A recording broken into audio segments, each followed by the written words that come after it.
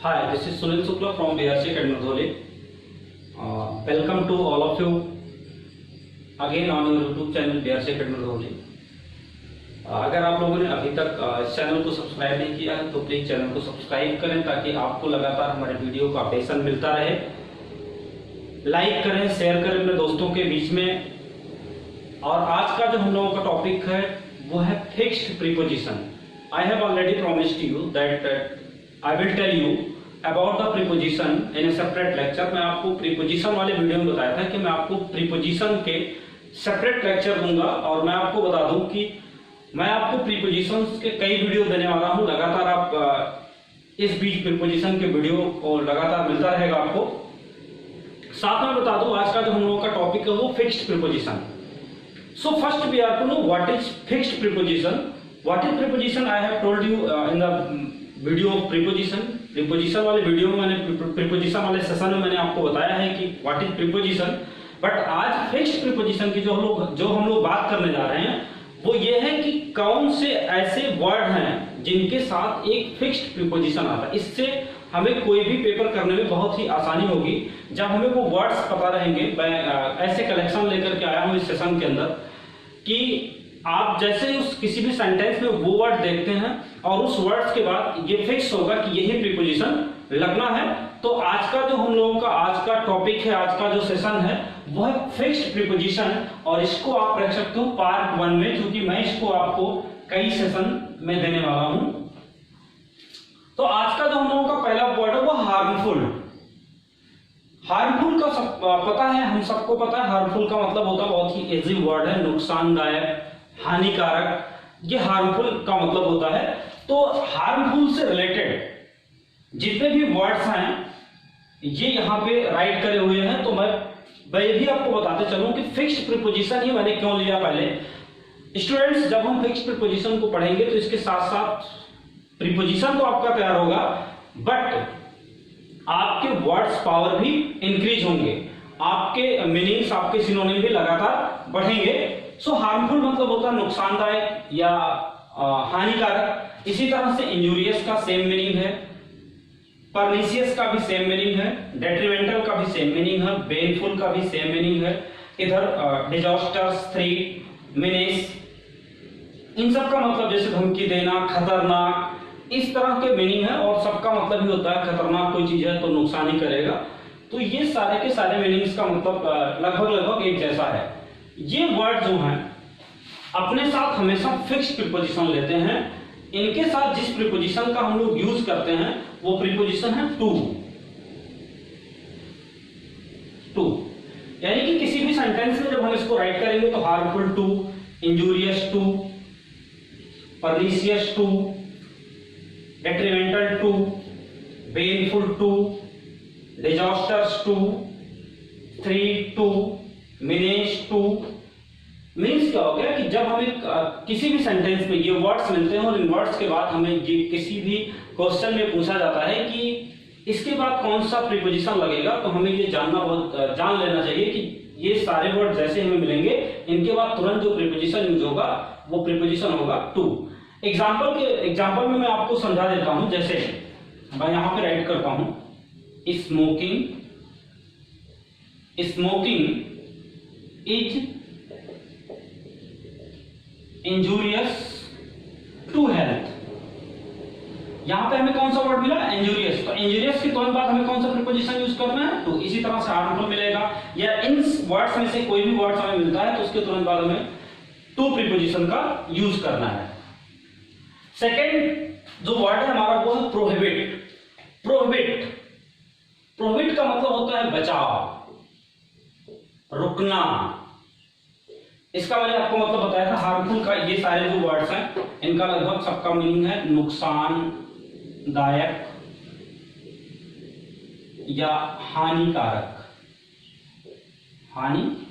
ये लगभग सबके मीनिंग एक है। जैसे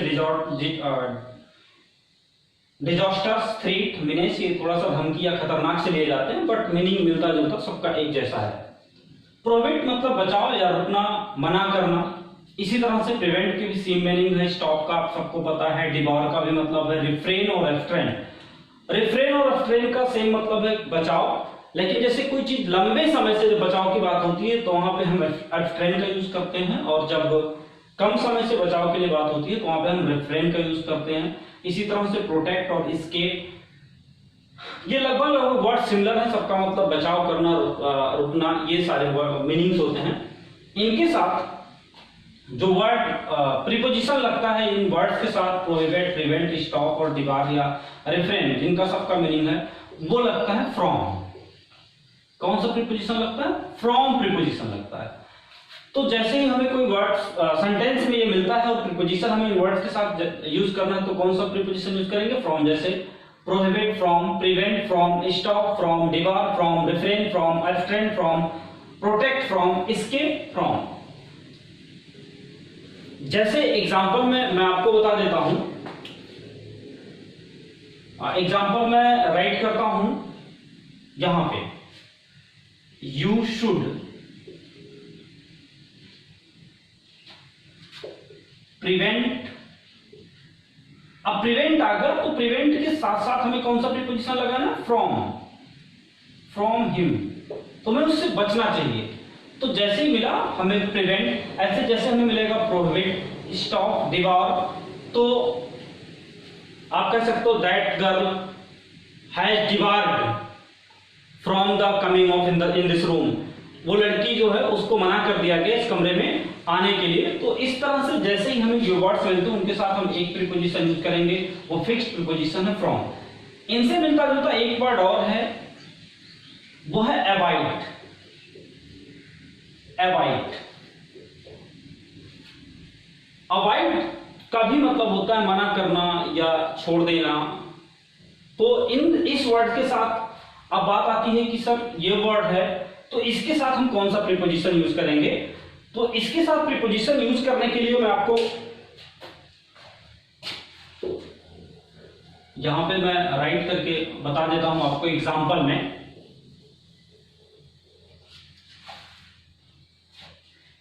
जैसे यहां पे लिखते हैं कि you should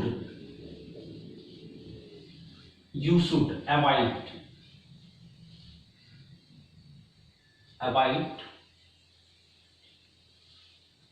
avoid from smoking, और सेकेंड सेंटेंस हम लिखते हैं you should refrain from smoking, तो आपको बताते चले कि रिफ्रेन जो वर्ड है या प्रोहिबिट, प्रिवेंट, ये सब कौन सा प्रीपोजिशन लेते हैं? फ्रॉम, क्योंकि ये फिक्स प्रीपोजिशन है। But avoid it does not take any preposition, ये कोई प्रीपोजिशन नहीं लेता। हम इसके साथ अवॉइड वर्ड के साथ किसी भी प्रीपोजिशन का यूज नहीं करते हैं। तो you should avoid smoking, you should avoid him, you should avoid to him नहीं, यू शुड अवॉइड हिम, तुम्हें उसे अवॉइड करना चाहिए। तो इस तरह से अवॉइड वर्ड्स के साथ हम कोई भी प्रीपोजिशन नहीं लेते हैं। थर्ड वर्ड हम लोगों का जो है वो लॉफ। लॉफ मीन्स हम सबको पता है हंसना, ग्रीन, दांत निकाल के हंसना। मॉक मीन्स भी हंसना उस स्थिति में जब हम किसी व्यक्ति के इंसल्ट करने के मूड में हंस रहे हो, तो मॉक का मतलब होता है हंसना। चकल, दांत दबा के हंसना। स्माइल सबको पता, मुस्कुराना। ये जो वर्ड्स हैं इनके साथ जो हम प्रीपोजिशन देते हैं वो प्रीपोजिशन है एट, इन वर्ड्स के साथ जो भी प्रीपोजिशन आएगा वो एट आएगा। जैसे एग्जांपल में मैं आपको बता देता हूं, you should not mock at him, तुम्हें उस पर नहीं हंसना चाहिए। तो जैसे ही मॉक या लॉफ, स्माइल मिलता है उसके साथ हम कौन सा प्रीपोजिशन यूज करेंगे? एट प्रीपोजिशन यूज करेंगे। लेकिन मैं आपको बताते चलूं कि स्माइल के साथ साथ कभी कभी एट के अलावा ऑन का भी यूज होता है। तो जब ऑन का यूज होता है तो फ्रेजल वर्ब में, फ्रेजल वर्ब होता है क्या, इसके लिए मैं आपको एक सेपरेट वीडियो दूंगा, व्हाट इज फ्रेजल वर्ब और फ्रेजल वर्ब कैसे होता है। फ्रेजल वर्ब इसी प्रीपोजिशन के बाद हम आपको देंगे। तो फ्रेजल वर्ब होता है क्या है कि वर्ब प्लस प्रीपोजिशन, वर्ब और प्रीपोजिशन को जब हम जोड़ते हैं तो फ्रेजल वर्ब बनता है। इसी तरह से स्माइल के साथ जब हम ऑन जोड़ देते हैं, जैसे ही ऑन प्रीपोजिशन लगता है इसके साथ तो इसका मीनिंग जो है वो चेंज हो जाता है, ये हो जाता है फ्रेजल वर्ब,